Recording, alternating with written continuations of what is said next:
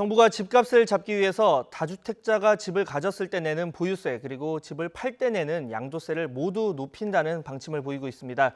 그러다 보니까 일부 다주택자는 세부담이 상대적으로 덜한 증여를 택해왔습니다. 정부가 이를 막기 위한 대책을 검토하고 있는데 증여로 집이 생겼을 때 내는 취득세를 대폭 올리는 방안이 유력하다는 관측입니다. 보도에 이종수 기자입니다.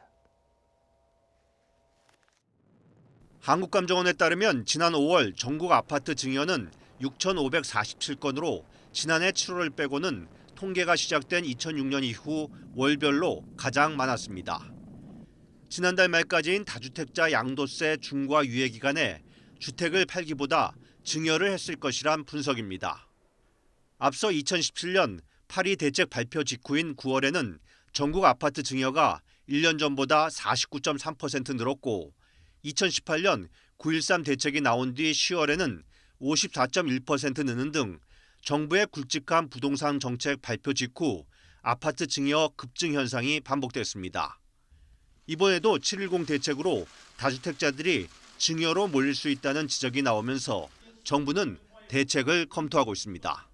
증여 쪽으로 이렇게 돌려가면서 나타날 수 있는 문제점에 대해서는 정부가 지금 별도로 검토하고 있다는 말씀을 드리고요. 그와 같은 검토가 마무리된 대로 거기에 대해서는 추가적으로 저희가 알려드리도록 그렇게 하겠습니다. 대책으로 우선 거론되는 방안은 증여받은 부동산에 붙는 취득세율을 현행보다 배 이상 올리는 겁니다. 현재 증여 시 취득세는 기준 시가에 대해 단일 세율로 3.5%를 매깁니다. 7.10 대책에서 1주택자가 주택을 매입해 2주택자가 되는 경우 부담하는 취득세율을 현행 1에서 3%에서 8%로 3주택 이상은 12%로 올린 만큼 증여재산 취득세도 이에 준하는 수준으로 인상할 것이란 관측이 나옵니다. 이와 함께 2월 과세 규정을 손보는 방법도 거론되고 있습니다. 현행 2월 과세 규정으로는 배우자나 부모로부터 받은 부동산을 5년이 지난 시점에서 팔 경우 취득 가격이 아닌 증여 시점 가격을 기준으로 양도세를 내고 있습니다.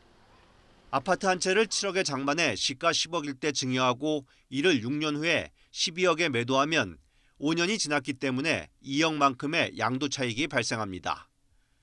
하지만 5년을 채우지 못하고 팔면 취득가, 즉 7억을 기준으로 양도 차익을 계산해 세금을 물게 됩니다.